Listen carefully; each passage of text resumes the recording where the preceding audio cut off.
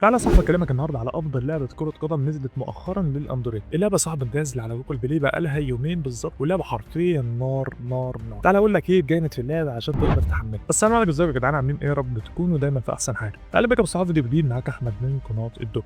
فيديو النهارده يا صاحبي هكلمك على افضل لعبه كره قدم نزلت مؤخرا للاندرويد، وهي لعبه ماتشت ايجو سوكر اكشن. اللعبه صاحبي مميزه جدا وحرفيا من افضل الالعاب صدقني. فصلي على النبي بقى وما تنساش تدعي اخونا ربنا ينصره ويصبره ومحميه. وطبعا ما تنساش اللايك وسبسكرايب في القناه، وتعالوا نبدا الفيديو على طول. تمام يا ابو صحاب، دخلنا اللعبه دلوقتي زي ما ظهر قدامك كده. دي الواجهه الرئيسيه بتاعت اللعبه، ودلوقتي بيقول لك ايرند 1000 كوين، خدنا 1000 كوين تسجيل دخول داخل اللعبه كبدايه، ومش هناخدهم تاني. يعني ما تفكرش ان كل يوم هتاخد 1000، لا ده هي بالبدايه بس. المهم يا صاحبي، دي خانات اللعبه، واللعبه واجهتها سيمبل جدا، وخلينا اشرحها لك بالتفصيل. بص بقى يا صديقي، دلوقتي اول حاجه تعملها انك تدخل على خانه بلاي، وعندنا هنا تقدر تشوز ما بين الوضع الاونلاين ووضع الاوفلاين. خلينا ندخل على الوضع الاونلاين كده، وزي ما سميت اسمي الدوك، واخترت الصفر اوروبا. ومن كويك بلاي دي تقدر تدخل مباراة عشوائية مع ناس حقيقية.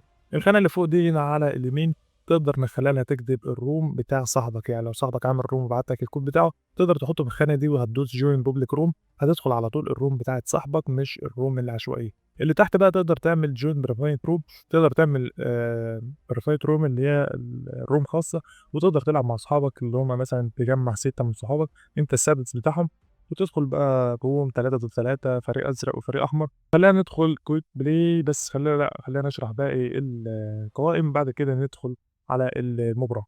عندك وضع الافلام برضو تقدر تلعب، يعني زي ما ظهر قدامك كده الخانات دي، تقدر تلعب بقى تختار الانمي، يعني الاعداء اللي قدامك عايز واحد ولا اثنين ولا ثلاثة، او في وضع الصفر خالص تتدرب ضد الذكاء الاصطناعي. وعملنا كل حاجة ضد الذكاء الاصطناعي يعني. تقدر تختار صفر كده هتلعب تشطح لوحدك بقى في الملعب، وواحد دي تقدر تلعب ضد واحد الذكاء الاصطناعي برضه، فاهم؟ فوضع الاوفلاين هيفيدك بشكل كبير جدا لو حابب تتدرب يعني. خلينا بقى ندخل على تاني حاجه، وهي خانه المهارات او السكيلزات. يعني عندك هنا السيلكت سكيل، تقدر عندك هنا الباور شوت والبرفكت باس والانترسيبت والدايركت شوت، وعندك الاير ترب والجامبنج والسبيد والحاجات دي كلها. يعني مهارات الشوت ومهارات الباص ومهارات السرعة برضو موجودة معاك.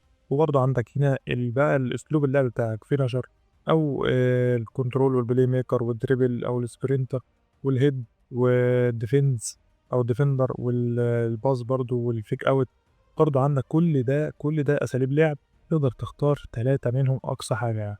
فطبعا برضو الحاجات دي كلها بتتفتح بألتش كوين والكوينات اللي تقدر تكسبها من داخل المباراة يعني. وتقدر يا صاحبي من خلال القايمة دي إنك تعدد في لون الشخصية بتاعتك. عندك السكين كولر، تقدر تخلي الشخصية بتاعتك، مش عارف هي مش ظاهرة ليه، تقريبا هتظهر في التحديثات القادمة يعني. فبرضه شيء مميز جدا. تقدر تختار شكل الشخصية أو شعر للشخصية من وسط 21 شكل للشعر. لو دوست على كلاس هتلاقي برضه هنا تقريبا دي شخصيات كاملة متكاملة كده، أو في حاجات بتضيف له اللي هي مثلا زي الكاب زي الهيدفون والحاجات دي كلها.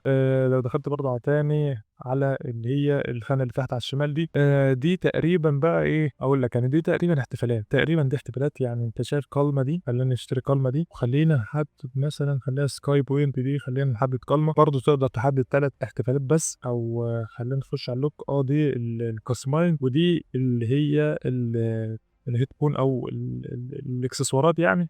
والتالت حاجة دي هي الاحتفالات بتاعت اللاعب. خلينا بقى ندخل على الوضع اللي بعد كده، هو وضع الكارير. عندك هنا يا صاحبي لعبت كام مباراة، وعملت كام اسيست، وجبت كام جول، وعملت كام باص، وقطعت كام كورة، وحفظت الهدف او وقفت جون كام مرة، وشلت كام كورة من الجون. وعندك هنا برضو الاوفر الاجمالي بتاعك، او اسمه ايه، الكي دي، زي في لعبة بابجي كده. الكي دي بتاعك، المعدل بتاعك هيكتبه لك تحت، والاوفر ريت بتاعك هيكتبه لك برضو في خانة الاوفر. هنشوفها بعد دي، بعد ما نخلص المباراة. بعد ما نخلص المباراة دول هنطلع نشوفها، وهنشوف الاوفر اللي وصلنا له قد ايه. فخلينا بقى على طول ندخل كانت ان بلاي، وندخل مباراة. يعني اظن ان الاونلاين هيكون رخم شويه، فخلينا ندخل الوضع الاوفلاين كده يا جدعان. دخلنا المباراه زي ما ظهر قدامك كده. خلينا اشرح لك بقى كل حاجه ببساطه. واجهه التحكم سهله جدا وسلسه وما فيهاش اي مشكله. زي ما انت شايف كده، عندك 3 ازرار، والزرار اللي هو الانالوج بتاع الباور دوت. برضو ما عدلناش يا جدعان الحساسيه، تقريبا في حساسيه بتعدل بره. فخلينا بقى اشرح لك بتاع الخانه ده يا جدعان. تاكلينج دي لو سحبتها لتحت زي ما ظهر قدامك كده، يقدر يعمل تاكلينج، فاهم كده؟ ولو سحبتها لفوق يقدر يعمل هيد، اللي هو الجامب بيهد كده، فاهم؟